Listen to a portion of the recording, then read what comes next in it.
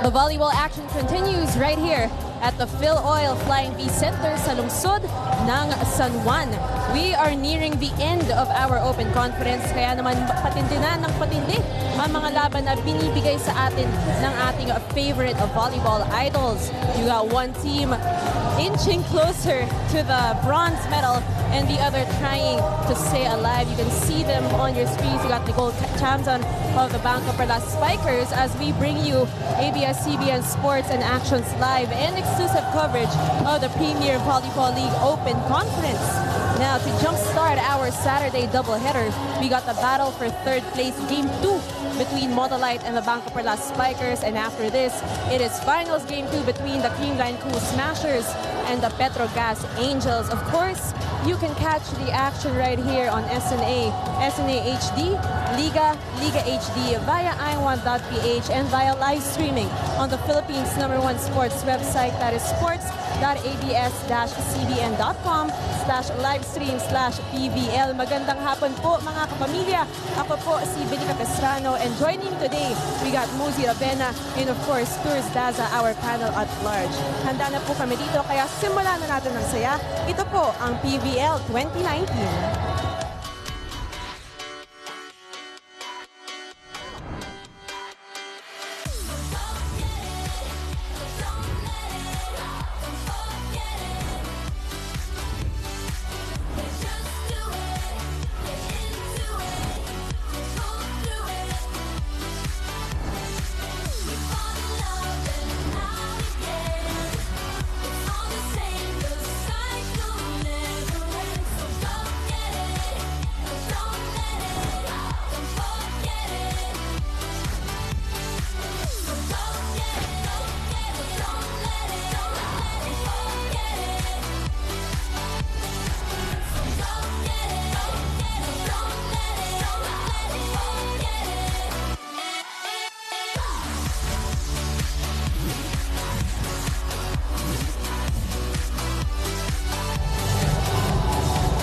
Welcome PVL fans, it is day 2 of the Open Conference Finals and it's the battle for bronze. We've got the BanKo Perlas Spikers going up against the Motolite team, and this team played last Wednesday in game number 1 where BanKo Perlas were able to win in 3 straight sets. What happened in the first 2 sets? They just won by a slim margin, 2 points, and then they blew it wide open in the 3rd set as they took it 25-18. Billion Mosi. All right, thank you so much for those updates, sirs. And again, it's so nice to be working with you and also nice to be working with you, Mosi, at sabi nga ni Tours nga yung mga updates niya in the previous game of the BanKo Perlas Spikers at ang Motolite. And alam mo, Mosi, ito na. This is it. You know, at these teams, they've gone through a lot here in our open conference. They have been tried, they have been tested, and now here we are at the end of our open conference. So, kamusta na ang kalagayan ng ating mga kapanay, involved here in our best of 3 final series for semi-finals at saka yung championship? Well, alam mo sa akin, Billy, I don't think Motolite will just take that sitting down. Obviously, today will be all out in this match against BanKo Perlas. Pero in the previous match nga, talaga naman ang BanKo Perlas was in their element in that match and almost sweeping all the scoring skills. Pero pagdating naman sa dicks at reception, bawing-bawi naman doon ang Motolite. So I guess yun yung mga paghuhugutan nila coming into this match today. Alright, so yun nga, nabanggit nga ni Mosi, yung nangyari dito ngayon sa ating semi-finals and of course, our finals. At balikan natin ulit yung laban ng Motolite at ng BanKo Perlas Spikers. We did mention that it is a best of 3 series for both our squads. Nakuha nga ng first win. They drew first blood ito, BanKo Perlas Spikers. And if you take a look at the first 2 sets, Mosi, sabi nga dito, it's very close. And then in the 3rd set, there was a dip in composure by Motolite, and BanKo Perlas being that veteran team, they definitely capitalized on that. Well, I think that's really the keyword there. Yung pagkapeterano, lumabas talaga in that match against Motolite. And I think towards the end, talagang nakapitan nila yung momentum and never gave Motolite a window of opening in that game. Ayun nga. And so Tours, seeing as it's a very crucial day, not even just a game, a day for all our volleyball fans, what are all the ways that our fans can partake in our conversations today? That's right, PVL fans all over the world. Be sure to tweet us at ABS-CBN Sports at gamitin nyo yung hashtag PVL 2019. And you can also check out our Instagram page at ABS-CBN Sports. Be sure to check it out for exclusive photos. And lastly, be sure to check the #1 sports website in the Philippines for all things relating to the Premier Volleyball League, like news, features, interviews, and schedules. But lastly, malapit na tayo sa 1 million likes sa Facebook at Premier Volleyball League. We're at 997,231 likes to go. Yan. Malapit na konting na. So if you haven't liked it yet, please do like. And there's around 3,000 likes to go before our 1 million like. Yeah. So of course, I know that we have a lot to do, but we cannot wait for all the stories that you'll share with us later on. Pero mga kapamilya, kami po ni Mosey dito lang kami dahil sa aming pagbabalik, mas pag-uusapan pa namin ang Motolite at ang BanKo Perlas Spikers. Ito po ang PBL 2019.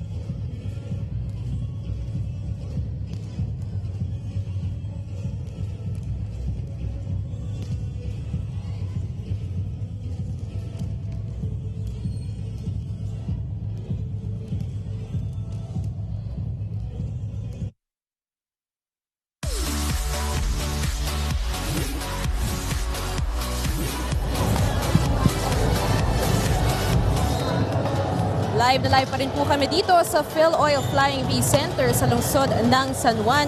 At sa ilang sandali na lamang ay maghaharap na ang Motolite at ang BanKo Perlas Spikers for Game 2 of the battle for 3rd place. Pero bago ang lahat, syempre mas pag-uusapan pa natin ang dalawang kupanan na ito.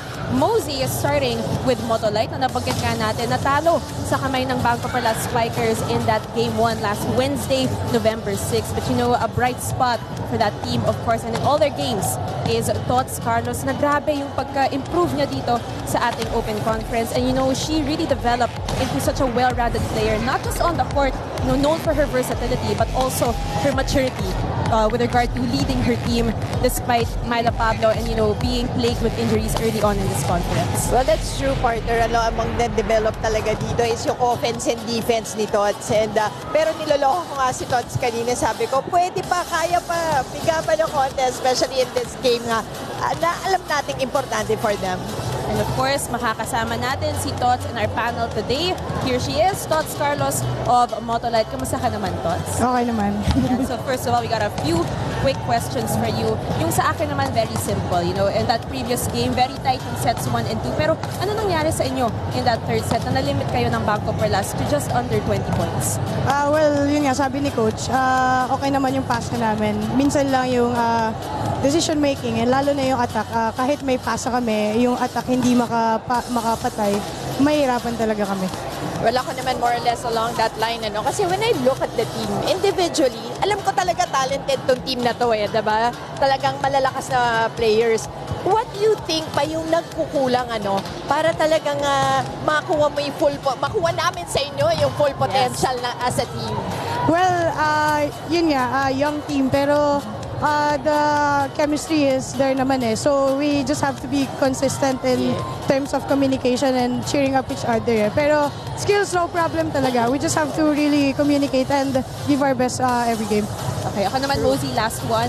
You know, Tots, I'm looking at the crowd right now. Grabe yung tagsaan ng mga Motolite fans. So what do you want to tell all your fans right here in the Phil Oil Flying V Center at pati yung mga fans na nanonood sa kanilang mga bahay? Well, in behalf of the team, we just want to say thank you for always being there. Manalo matalo, nandyan pa rin sila eh. Kahit weekdays, Wednesday man yung laro, or Saturday, Sunday, lagi silang present. So maraming salamat. Alright, thank you so much, Tots, and good luck in your game today. We will let you go for now, and we'll see you later on in the court. Thank you so much. And mga kapamilya, mamaya naman pag-uusapan natin ang makakalaban ng Motolite. At yan po ang BanKo Perlas Spikers. Ito po ang PBL 2019.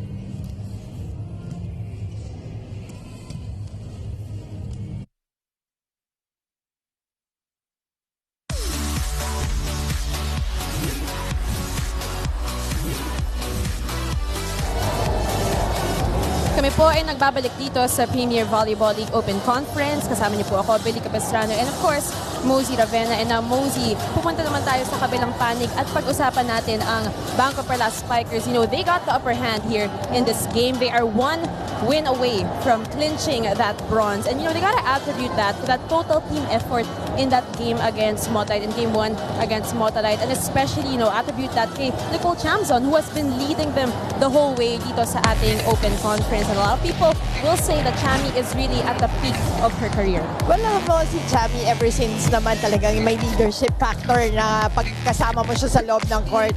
And in that match, 13 points for her. And hindi lang yun, apat na players sa BanKo Perlas ang nag-double digit. So, ang hirap nun because it means talagang na-challenge yung depensa ng kalaban. And of course, kung si Tots na kasama natin kanina, Mosey, si Chami naman yung makakasama natin sa panel today. Of course, Nicole Chamzon of the BanKo Perlas Spikers. Kamusta ka naman, Chami? Okay naman. Ayan, so we got a few quick questions for you. First off, yung sa akin, we already discussed this. I told you what I was gonna ask you kanina, diba? Yeah. Nasabi ko nga kanina, nabanggit ko na you know, you're at the peak of your career. So how has that journey been for you since college to playing in the semi-pros, handling everything else that you're doing on the side, and being a team captain sa mga veterano ng BanKo Perlas Spikers? Nakaka-overwhelm, but at the same time, it's a privilege also to lead the team this year, and napakarami kong natutunan, especially playing side of the court, dealing with other teammates, then lalo na yung iba, mas senior din sa akin, di ba? Pero sobrang saya na nabigyan tayo ng opportunity na gano'n. Wala ka naman, Champs. Alam mo, in that first match, no, nakita ko kayo, ito yung alam ko Yes. play ng BanKo, na yung kilala ko kasi kayo individually. What really clicked in that first game? Siguro yung fun, nabalik namin yung happiness inside of the court kasi iba talaga pinaglalaro kayo ng sabay-sabay din kahit anong mangyari, may coverage, may palo. Talaga nga sa whole team sobrang saya sa feeling. And ito, last na, Chami, what is your message to all the BanKo Perlas Spikers fans who are here in the arena right now and watching at home? Maraming salamat sa pagsuporta sa amin kasi it's been a full year talaga for the PVL also and the BanKo Perlas Spikers, and sana supportahan pa rin nila kami until our last game today. Ayan, so tingnan natin if it will be the last game or Yes. baka mamaya magkaroon pa ng isa pang game. But thank you so much, Chami, and good luck in your game. Good luck! Thank you.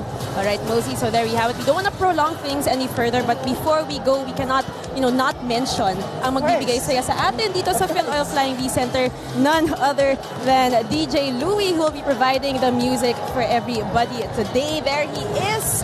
Ayan, so he's gonna keep us pumped up all throughout this game, which I'm sure will be, you know, accompanied by a lot of hard-hitting attacks from all our players. We cannot wait. Ayan na nga po, mga kapamilya, sa aming pagbabalik, maghaharap na po ang BanKo Perlas Spikers at ang Motolite. Ito po ang PVL 2019.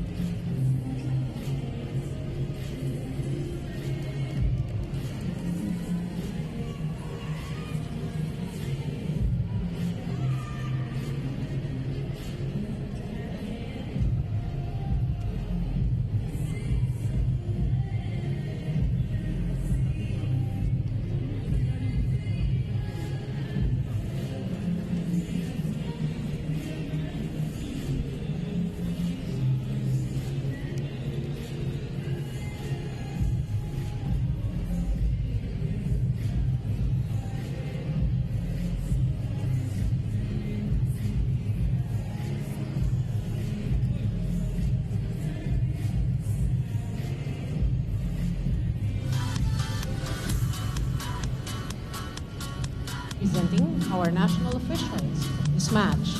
First referee, Mr. Erlindo Eusebio. Second referee, Mr. James Oliver Moore. Let us welcome our starters from our Motolite volleyball team. Let's begin with our team captain, jersey number 1, Iris Janelle Tolenada. At number 3, Maristela Jen Layo. Wearing jersey number 8, Myla Pablo. At number 10, Maria Lina Isabel Molde. Number 18, Diana May Carlos. And number 19, Aisha Lane Ganaban. Liberos are number 12, Maria Riel Estraniero. And number 14, Tony Rose Ponce. Head coach, Mr. Godfrey Okumu. Calling on our BanKo Perlas Spikers. Team captain wears jersey number 19, Nicole Ann Tiamzon. At number 3, Suzanne Roses. Wearing jersey number 6, Angeline Marie Hervasio. Number 11, Catherine Adriel Bersola. At number 12, Jamanea Ferrer. And number 15, Ana Lorene Gopico. Liberos are number 7, Maria Giselle Jessica Tan. And number 10, Princess Nina Balang. Head coach, Mr. Kongsawat Apichak. This is match number 79.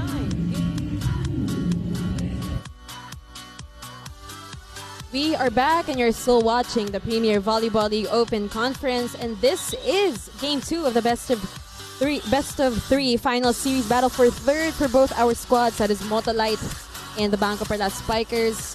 First up, you can see the starters on your screens for Motolite, who lost that first game against the BanKo Perlas Spikers. Starters for them on your screens right now. Well, you know, Billy, yung naging mahirap din sa match na yun. First is that ang BanKo Perlas had 4 players in double digits. While on the other side, you had Motolite with only 2. Si Tots Carlos at saka si Myla Pablo. Yun nga, so total team effort for the BanKo Perlas Spikers, which we discussed a while ago. And credits also to Jem Ferrer. That is correct. Yes. I was gonna say, so apat nag-double digits, ibig sabihin nun, yung distribution ng setter was really well orchestrated. We got Myla Pablo with a drop, and that is good. 1-all. Sweet spot there for Myla Pablo. And we are hoping, if you are a Motolite fan, you are hoping that Myla becomes explosive today in terms of scoring. Like how she was in that game 1. And a rare sight to see, Kathy Bersola, number 1 blocker. Well, yung defense naman ng Motolite that time was really ready for her. Dalawang blockers. So, palubog din kay Kathy Bersola. A taste of her own medicine ang nangyari doon kay Kathy Bersola. Motolite with an early lead, 2-1. Hervasio sends it to the other side. They will give it to Tots Carlos. Nandoon si Jem Ferrer, tinaas si Chami, pupunta kay Z. And Z, what a spot for her. Napakahirap kunin ng ganong bola. Nasa back row na. Talaga halos linya na. Really. And with that attack, both teams are tied at 2 as Ana Gopico will serve for the Perlas Spikers. Tots Carlos. Tolenada will go to Isa Molde. Down the line, Molde. Isa going down the line, getting that one. So if Motolite can just replicate kung ano nangyari sa BanKo Perlas with so many people helping out on the offensive end, then it will be quite the match for both our teams. Yung mga ganito kasing games, no? Especially ito, may pinaglalabanan, Billy, po yung finish eh. So, you really have to, everybody has to step up and contribute. Hindi talagang mahirap yung isa o dalawang players lang ang yung bulk ng contribution. Hindi talaga. It will be very hard. Posible, but it's going to be really hard. Service. Right now, Motolite at 4, the BanKo Perlas Spikers at 2. Maris Layog will serve for the white shirts. Balang. Jem Ferrer back set to Z. Hervasio is denied. Turn back by Ganaba. And so far, I think Motolite has been consistent on their blocking, which is really a key factor for them because BanKo won blocking in their first encounter. I mean, game 1 of this series. Lion. So Motolite definitely needs to play a well-rounded game here today. Their backs are against the wall. Jem Ferrer to Chami. Gets it through. Chami challenging that net defense on the other side. Gets that one to go. And before anything else, pupunta muna tayo kay Tours para sa kanyang report. Go ahead, Tours. Billy, Mosey, I was able to talk with the setter of the Motolite team, si Iris Tolenada, about the team's performance in Game 1. She said she was happy with the distribution of points amongst Pablo, Alde, and Carlos. Although, she said that if the team wants to win today, they're going to need to be scoring a lot more in order to force a game free. Not only that, she also added that the team needs to finish strong in those close sets, which they lost in set number 1 and 2, by pressuring the other team from the start of the game. Specifically, though, she added that the team also needs to try and stop Sue Rosses on the slide. In order to do this, for them, it's do or die time, so let's see if they're able to do it. Back to you, Billy and Mosey. Thank you so much, Tours, for that very informative report. Yun na nga, nagsalita na itong si Iris Tolenada, team captain of Motolite. And so far, it's been a good start for both our squads with this rally going on. Right on cue. Salamat, Tours. Si Iris Tolenada. What can you say about that, Mosey? Well, perfect timing because it was already a long rally. So yung exchanges ng dalawang teams natin, and suddenly, kumbaga, kontra-tempo, biglang binigay on that second ball. Correct, hindi Very na-anticipate. effective, yeah. Hindi na-anticipate ng BanKo Perlas Spikers. Smart move from their team captain. Jem Ferrer will go to Nicole Chamzon. And Nicole really not backing out of that situation. Always, kahit nakita niya nang may dalawa nang nakapwesto to block her, will just challenge the blocker. So may hindi mo siya nakikita, well, so far, to go for mga off the blocks. They're trying to get it through. Fearless is the right word. Parang show of dominance kasi yung ganun eh. Parang tinatansyan rin niya. It's a mind game too. Kasi syempre start of the game. Correct, and so far effective for Nicole Chamzon. And Isa Moldes sends that one out. Puntos para sa BanKo Perlas Spikers, trailing by 2 points here in our first set. Service. Bersola. Kathy Bersola on the service line. Number 1 blocker and good serve as well. Ganaban. With a well-played shot. You see, it's not all about power. Ganaban putting it in the right place, getting that point easily. Let's go to our first technical timeout. Motolite at 8, BanKo Perlas at 5.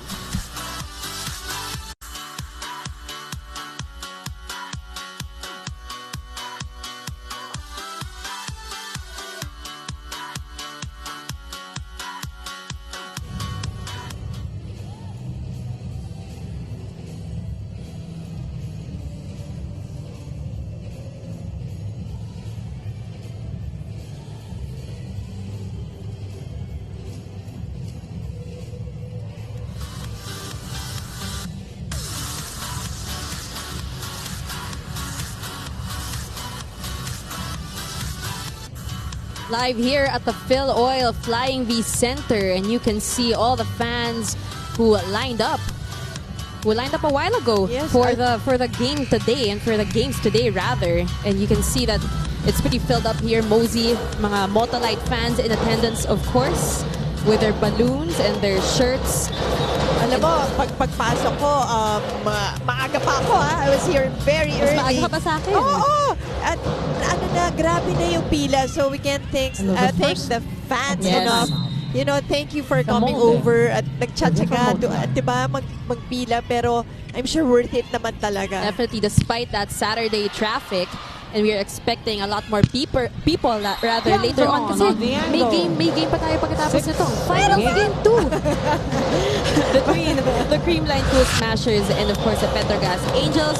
Pero balik muna tayo sa laro natin. What an angle for Diami going across court. For BanKo. And so ito na far. yung risk it all Siyempre, di ba? They want this game, they want this series to end today. But of course, if you're Motolite, Gopiko, you gotta fight off the back. block. Pero itong BanKo Perlas 7, Spikers, serving they 8. cut the lead down to just 1 point. And remember, they were down by 2, 8-5 a while ago. Ana Gopiko getting that off the block hit. Service. Tiamzon. So great adjustments for BanKo Perlas coming off that timeout. Molde to Myla Pablo.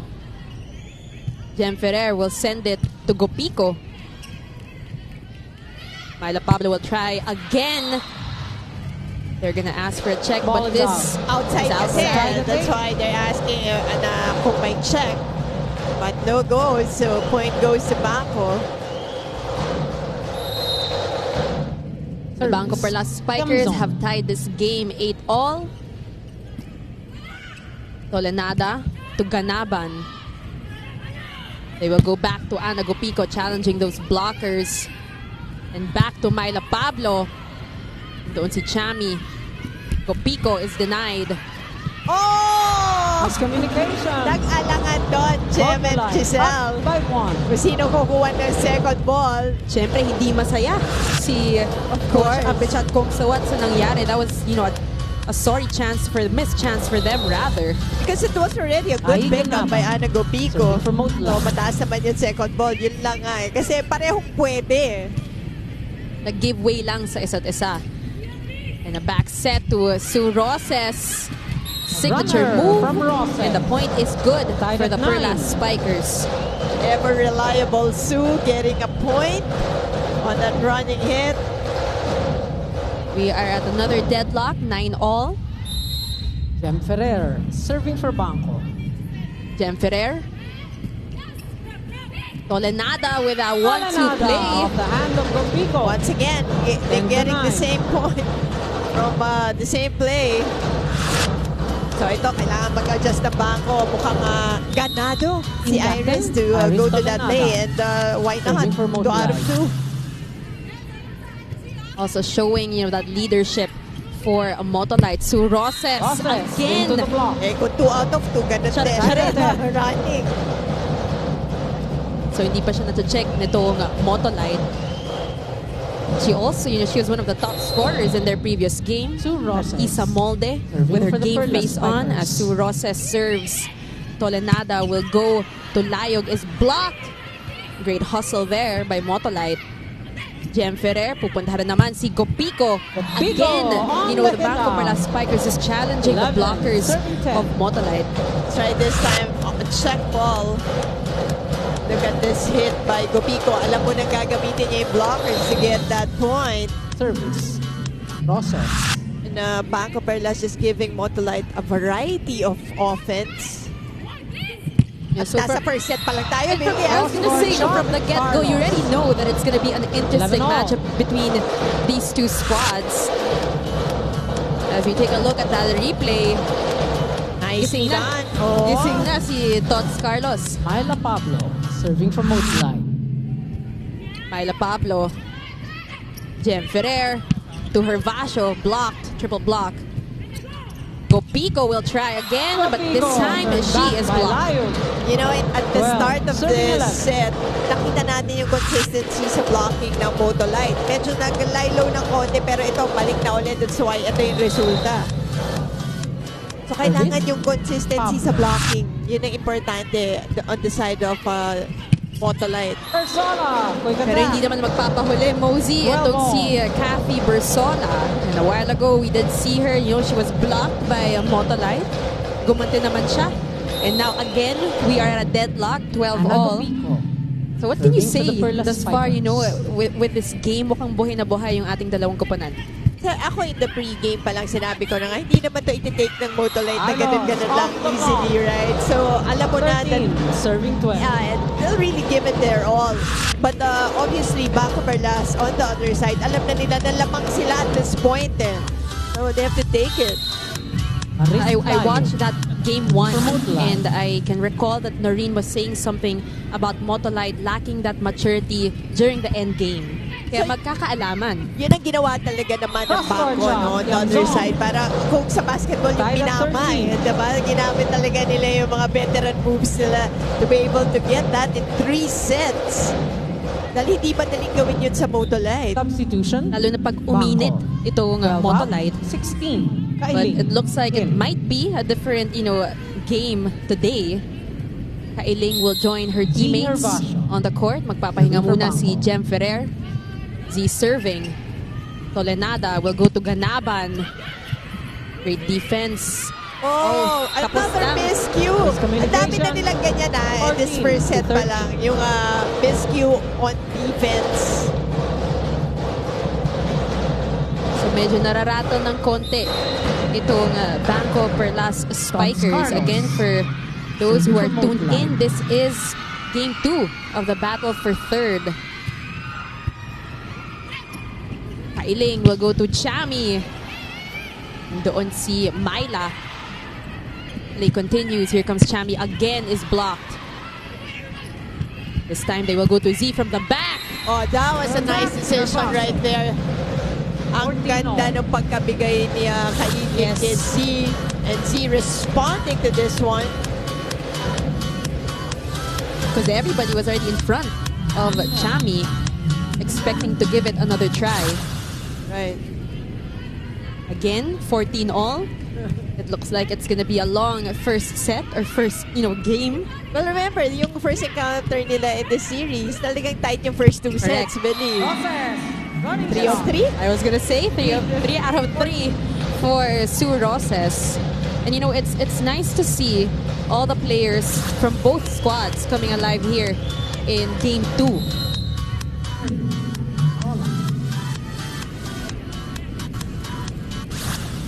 Cathy Versala serving. Tolenada. And that is a free ball given here. They will go to Chami. And that will go to Motolite. Chamzon asking for a check. But the point will go to the girls in white. Take a look at this last play. Dumaan sa gitna. Check. No touch. Manipis na manipis. Ang dinaanan eh. Totoo. Kailing kay Sue Roses. Myla. Balang to Chami. Iris to Myla. And we've been waiting for that from Myla Pablo. And we'll talk more about that attack later on. Let's go to our second technical timeout of set number 1. Motolite leads 16-15.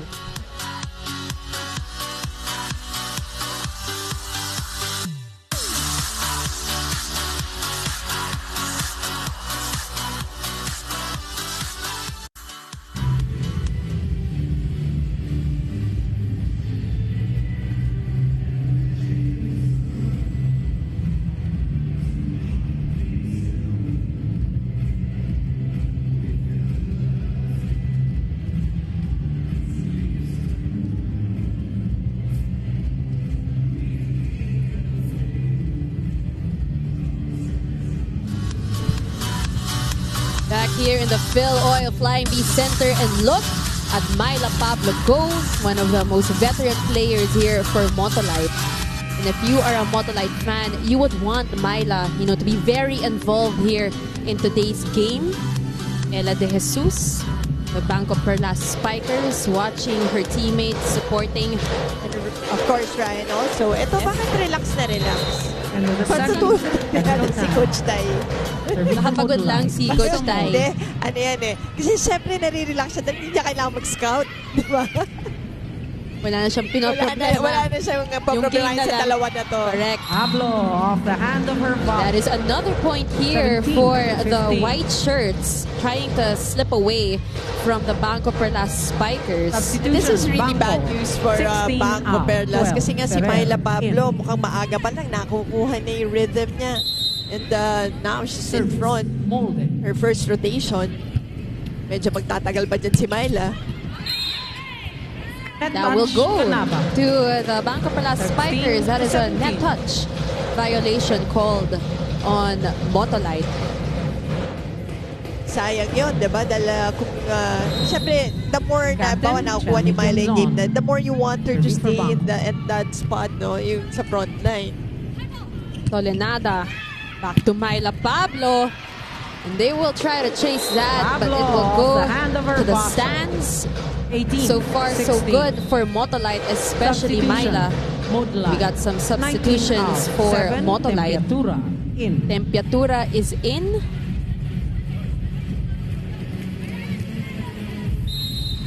Jelly Tempiatura. She will head straight to the service line.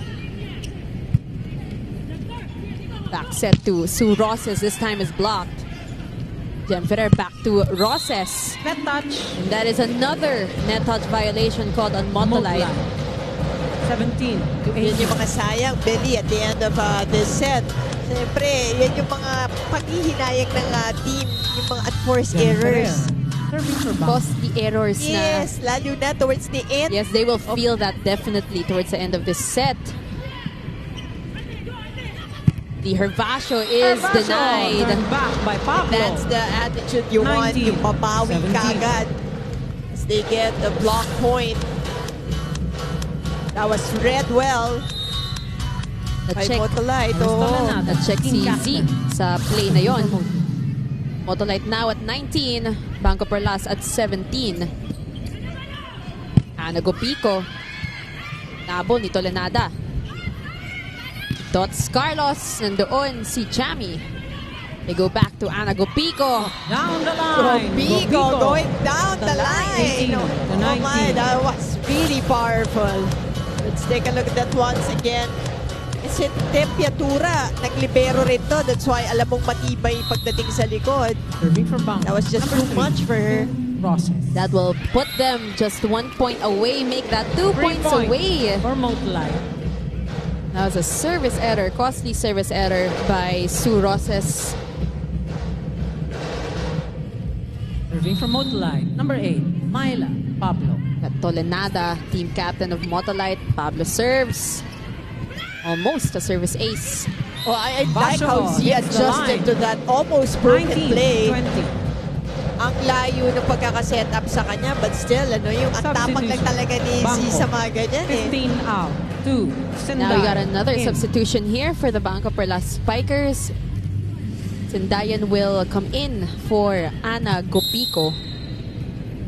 Caroline Jane Sinday serving.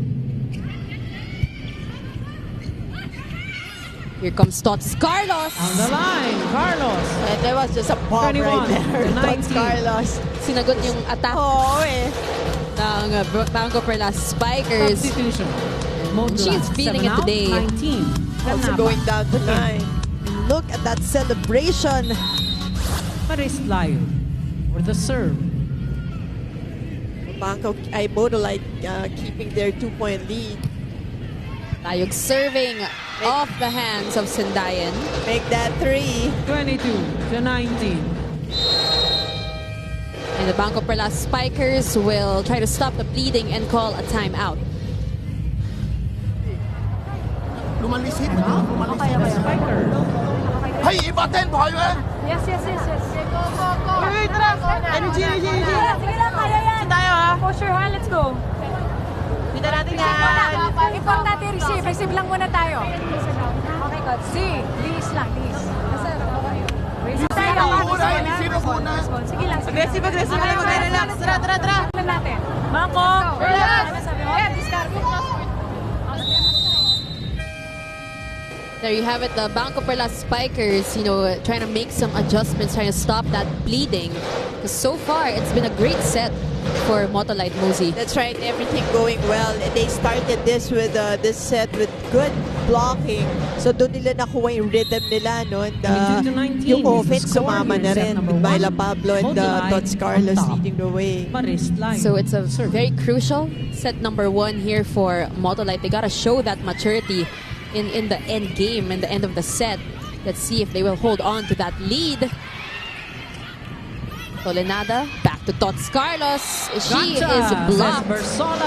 by the best Carlos. blocker here 20 in our to 22. conference. Si Coach Gotti was a bit frustrated because they were, ang sinasabi niya kanina, dapat may lifting call, no? May catch. Peter Vasho. Serving for BanKo. Pero walang tawag, so point goes to BanKo. Oh, Carlos, another offensive denied block. once more. Back-to-back blocks. Sana lang. 22-21. 10 puntos na lang po ang lamang ng Motolite. So nabasa si Tots Carlos. And this time, ang magtatawag naman ng timeout ang Motolite. 21. BanKo. Yes. Those two balls, you just Tots. Don't go in and try to squeeze. No. Face the line and then hit it hard. Then they'll block out. But you're in, you're under the ball already. Yeah, so it's easy for them to push in the balls. And then like that ball, just use it in front where you're seeing. If it's too far, don't force it. Yeah. Setting against is good, but you have to push it so hard. Yeah. Okay? Guys, we need one pass. Relax that ball. Don't push it quick. Relax that ball. Okay?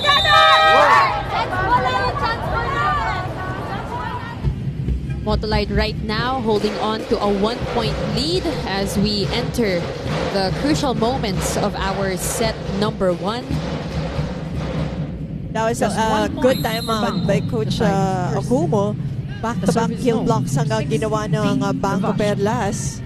Trying to kill the momentum of the BanKo Perlas Spikers. Jem Ferrer will choose to go to Chami. Ball is still alive. Another block. Molde. Turn back. So, We're tied 3 at kill 22. blocks from BanKo.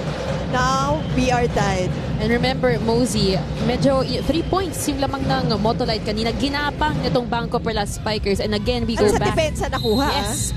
So we go back to yung maturity issue nitong Motolite, especially in crucial moments like this one right here. Tolenada to Isa Molde. Pati floor defense kasi ng BanKo tumibay in the last Yamzon. 3 points. Pero 23 A lucky This point, time, a much needed point for Motolite exactly. in that sequence. Yung nabilis lang ng konti na itong BanKo Perlas Spikers, they're all after that ball. Serving for Motolite. Motolite again with that 1-point lead. Tots Carlos for the serve. Chami. Oh, that hit that. Then Yamzon as a point on goes the to hit out. BanKo. Woo, 23 what a all. game. What a game indeed. And we want to remind everybody that this is just set number 1. So it looks like we got a long way to go. Well, in a way, kanta rin Asing sila person. nung last game. First 2 sets were tied. Giving the fans, what they came here for. True. Tolenada. Tots Carlos. Oh, not enough spin Ball on out. that one. Parang mababa yung BanKo talo ni Tots now at set on that point attack. advantage. That will put BanKo Perlas Timeout. at set point as Motolite.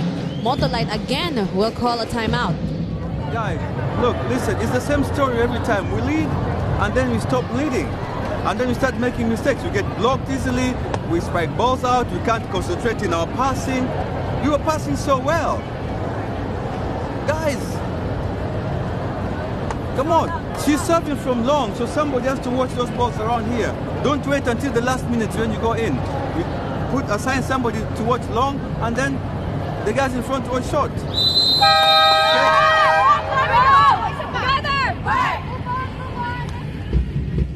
Coach Gotti definitely not pleased with how Motolite is trying to scramble for the points. Kasi nga, lalamang sila and then makukuha na naman itong BanKo Perlas Spikers. So hindi nila Serving for the set. ma-retain Number 11. yung lead nila. Kathy Persol. That's really important, that you have to take care of that lead no matter kung ilan yan, isa, dalawa, but especially towards the end of a set. Jamzon. Oh, ball is kept alive. A chance here. Tots Carlos. No go. You gotta be extra careful here. Drop ball no good. Back to Chami. Blocked. Ready the floor defense of BanKo Perlas. Isa Molde. That's too much now. Says, hold on. And Isa Molde getting that point. Yan naman dapat, hindi na frustrate ang Motolite kaka-atake. Dapat sige lang, lalo na parang depensa lang yung nagagawa ng BanKo. They're not able to attack on their own. So, that's exactly what Motolite did, and they were able to get that last point. You're now tied 24-all as Sue Rosas will try but is blocked. Balang will give it up to Chami. Wow, what a great dig by Isa Molde. Pablo goes to Motolite. Chami. At 10-point advantage. Hindi niya nakita na doon na si Balang for siguro a better position. We gotta get to this one. Let's take a look at that sequence again. Dig And tama ka doon, Ang ganda nung dig ni Isa Molde. It all started with that dig from Isa Molde. That's right. Ended by that attack by Myla Pablo. Set point ang Motolite. Yamzon. Pero ganyan din naman ang nangyari ngayon. Tied at Sa kabila, 25. nandun na yung libero, nandun si Myla Pablo. BanKo. Pero 15. they were able to get that dig. This is great volleyball that we are witnessing right here in the Phil Oil Flying V Center. 25-all first set pa lang. Tolenada, pupuntahan si Myla. Nandoon si Chami. Pico. Nandun si Estraniero, and Myla will try again. And gets it. Back set to Sue Rosas. Alam mo yung Motolite, they knew that that was going to Sue already. Nakita mo dalawang blockers na bili yung tumakbo towards Sue. Pero look at the direction naman ni Sue. Alam mo na off the block. Nakita niya na, napasa niya na ako. That is the veteran part that we always talk about. Yung approach niya, nakangiti na siya eh. Kasi alam na alam niya. And Huli. also, Parang huli. And a good block right there by Sue Rosas. Play continues. Z will go to Ana Gopico, challenging the blockers. Buhay pa rin ang bola. But Myla Pablo! Pablo, corner pocket. Myla Pablo! You know, I have not seen Myla like this in quite a while. But that's why you have her on your team. Mga big games na ganito, alam mo, hindi niya uurungan yan. You going cross exactly, Muzi. You know who your veterans are. You know who your leaders are. Grabe, nakakatawa naman itong si Myla Pablo. I'm sure all her fans are happy that she is alive and kicking here in today's game. Through the block. But again, si Sue is just, happily getting all these points. Alam mo yung tawa niya, yung parang nauutakan niya kasi yung correct blocker sa kabila. Time out muna para dito sa BanKo Perlas Spikers.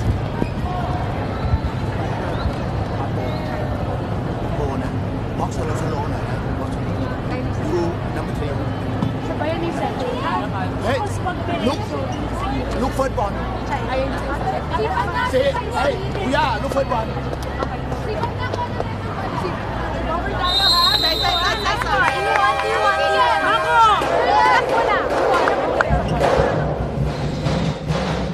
Again, last minute instructions, adjustments here for the BanKo Perlas Spikers. They are up ahead by 1 point, and it's been quite the battle here sa tail end ng ating first set. You really don't know kung kaninong pupunta itong set na to with the way our two teams are playing. And Bob, very important yung mga habilin ng mga coaches natin, lalo na din sa timeout at this very crucial stage. But there you go, there you have it. That is set number 1. In favor, it goes in favor for the BanKo Perlas Spikers. Ana Gopico off the block. Again, you were talking about her challenging the blockers. It's a risk, and it paid off towards the end. 26-28 is our score. Magbabalik po ang PVL 2019.